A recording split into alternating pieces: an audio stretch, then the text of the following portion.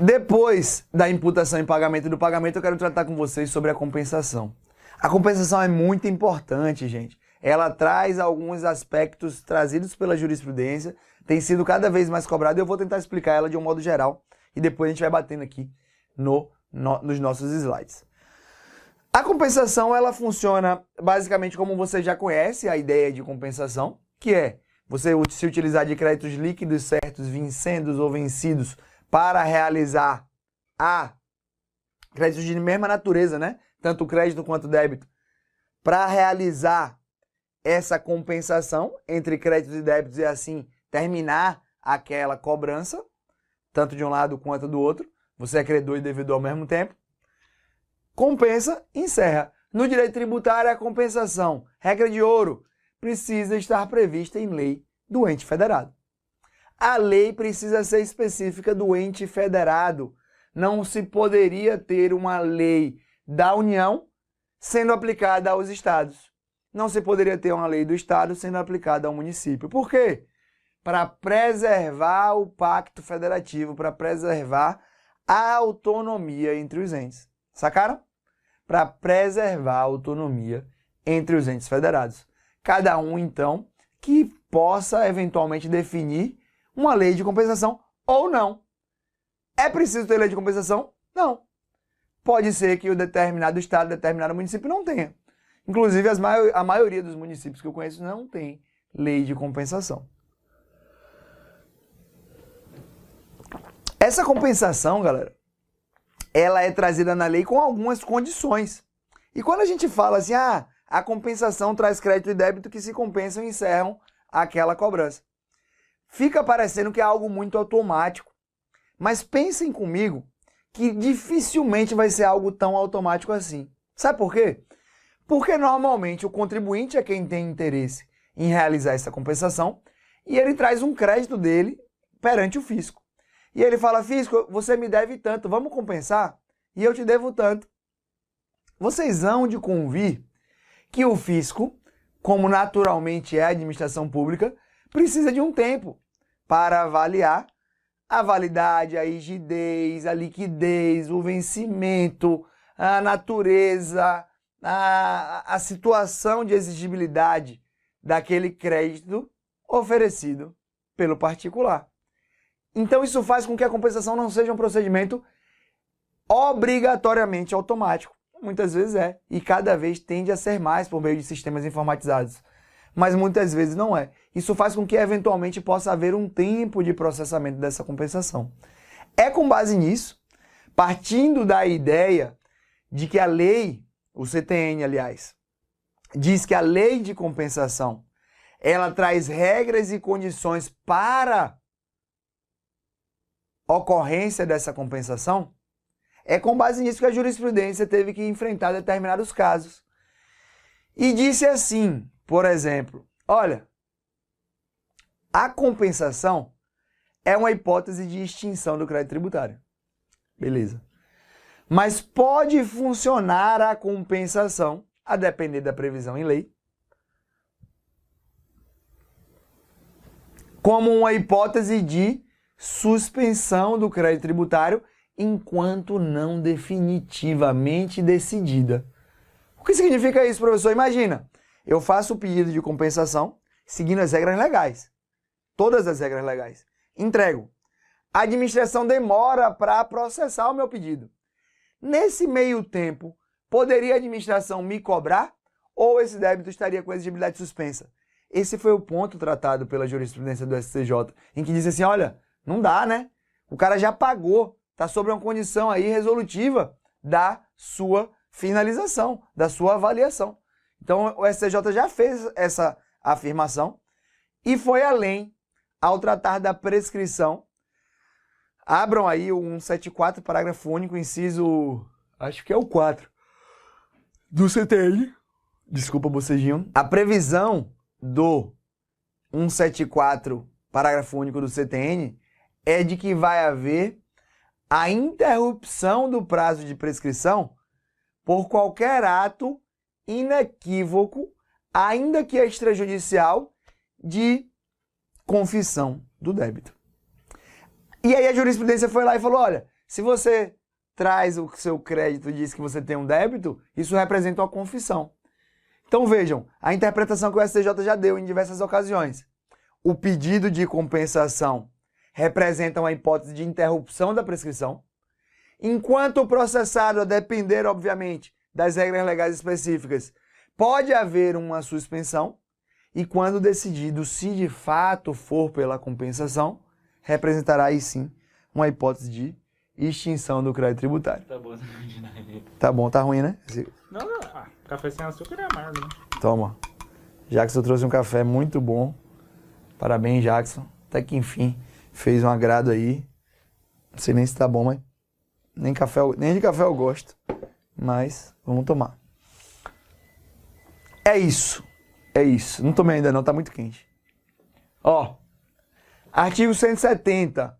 A lei pode, nas condições e sob as garantias que estipular, ou cuja estipulação em cada caso atribuir à autoridade administrativa, autorizar a compensação de créditos tributários com créditos líquidos e certos, vencidos ou vincendos, do sujeito passivo contra a fazenda pública. Sendo vencendo o crédito do sujeito passivo, a lei determinará, para os efeitos deste artigo, a apuração do seu montante, não podendo, porém, combinar redução maior que a correspondente ao juro de 1% ao mês, pelo tempo a decorrer entre a data da compensação e do vencimento. Esse parágrafo único, por acaso, eu nunca vi cair em prova.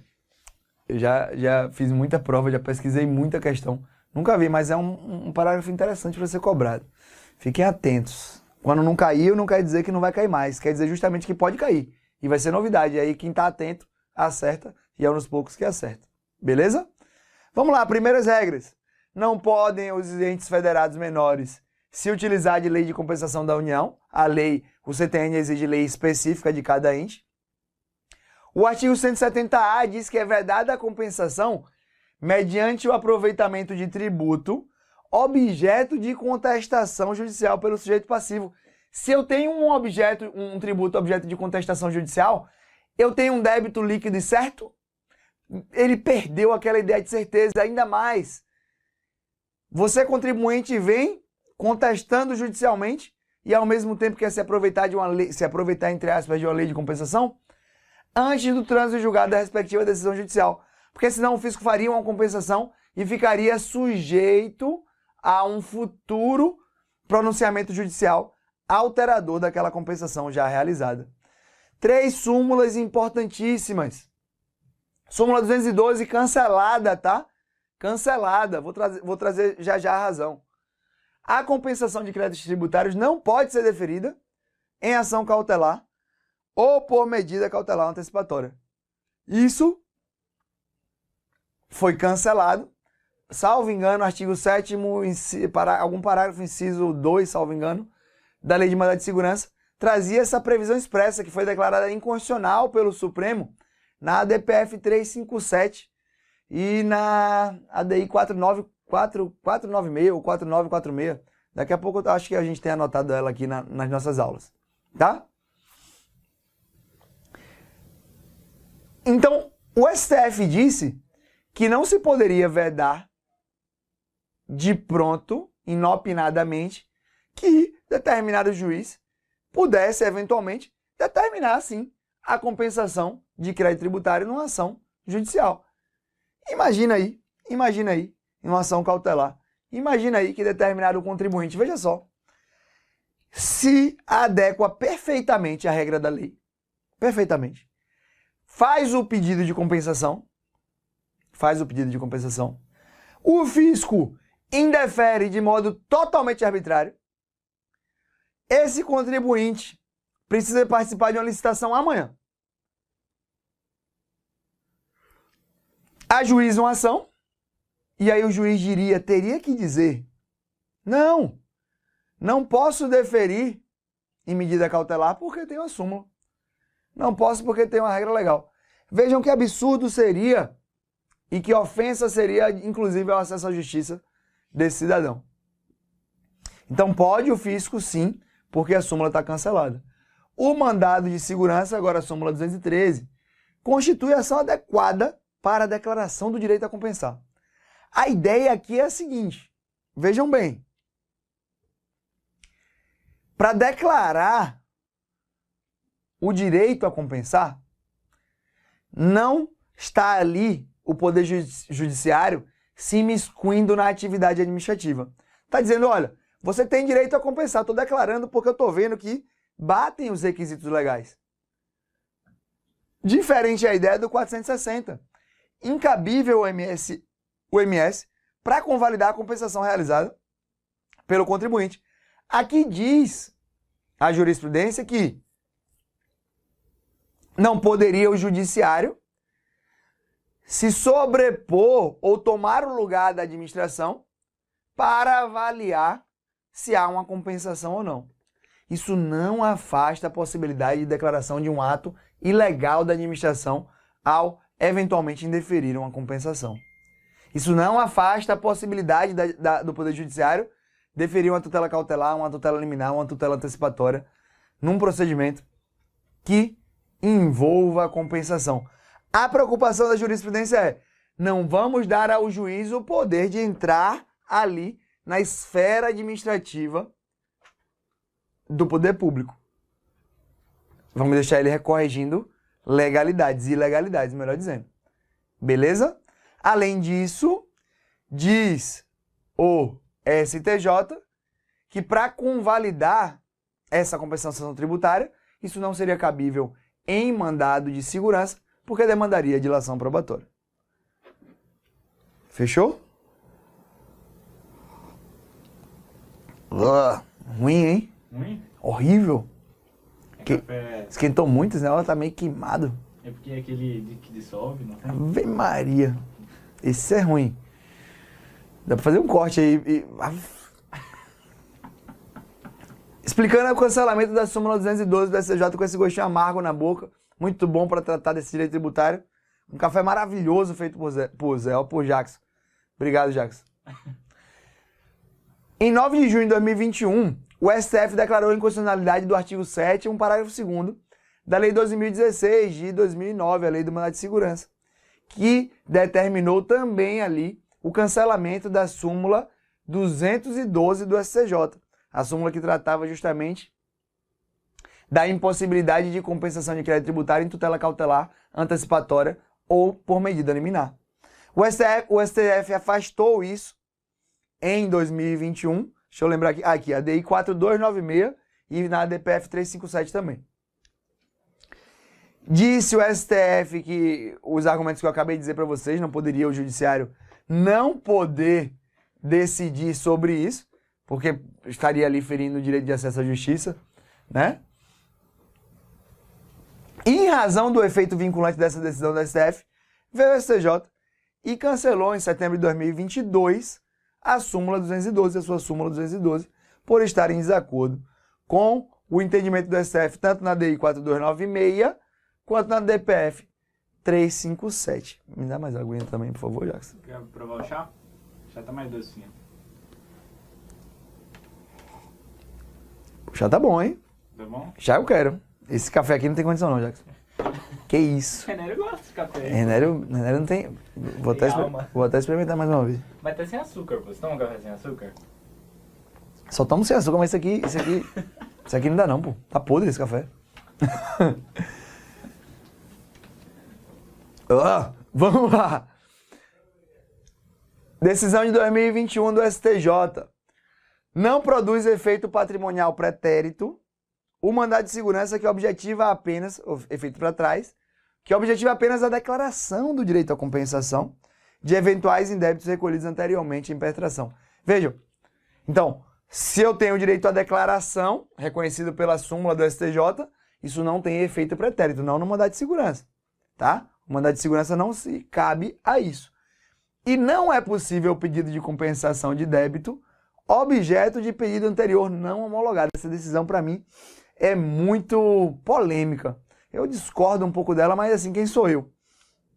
Decisão do STJ, julgando dispositivo da Lei 9430, ou apreciando o dispositivo da Lei 9430, que traz essa previsão. E o STJ disse que é válida essa previsão. Basicamente, ele disse isso e diz então o seguinte: se você faz um pedido de compensação que é indeferido, você não pode se utilizar de novo daquele débito para realizar um novo pedido, tá? O STJ entende, então, que se negada a homologação de compensação de débito tributário, não é possível o contribuinte reiterar o pedido em relação ao mesmo débito. Vê que interessante. Ainda que ele apresente crédito fiscal distinto. Eu discordo, mas quem sou eu para discordar? Esse é o entendimento do STJ, validando dispositivo da Lei 9430, da Lei 9430. Vale a pena dar uma lida no julgado, para vocês entenderem um pouco mais, para fincar um pouco mais. Mas o ponto é que se entendeu por válida essa ideia de que o contribuinte não poderia eventualmente ali se valer duas vezes do mesmo benefício, digamos assim, de uma mesma liberalidade, entre aspas, a ele concedida pela lei tributária. Beleza? Compensação e interrupção da prescrição. Já passei para vocês, já adiantei. A gente tem um julgado de 2018 do STJ, mas que se repete, dizendo, e aí eu repito para vocês, que o pedido de compensação tem o condão de interromper a prescrição, porque ele representa uma confissão, ainda que extrajudicial, do débito. 174, parágrafo único, salvo engano, inciso 4, um dos incisos do 174, parágrafo único. Agora, olha que legal. O STJ afirmou o entendimento de que o pedido administrativo de compensação não interrompe a prescrição e nem suspende a exigibilidade, melhor dizendo, vamos corrigir, não suspende a exigibilidade do crédito tributário que se busca liquidar quando ele não é autorizado na legislação. Entenderam? O contribuinte faz o pedido sem lei que exista. A administração recebe, demora um tempão para processar. Lá na frente a administração fala, tá indeferido, estava suspenso nesse prazo, então eu posso te cobrar de novo. O cara foi lá e, também sendo sacaninha, falou, olha, não tinha nem lei, filho. Não tinha nem lei. É tão absurdo esse pedido que ele não tem o condão de suspender a exigibilidade. A STJ validou. Se a própria compensação não é possível, tampouco seria a suspensão da exigibilidade amparada em pedido administrativo que busca implementá-la. Se nem tem na legislação a possibilidade da compensação, não poderia também a administração se valer ou se beneficiar dessa possível suspensão, diferentemente do caso em que tem na lei, tá? Diferentemente do caso em que tem na lei. Não se decidiu aqui sobre a interrupção. Sobre a interrupção, que penso eu que estaria mantida, porque o pedido continua representando ali uma confissão em separado da existência daquele débito por parte do contribuinte. Fechou?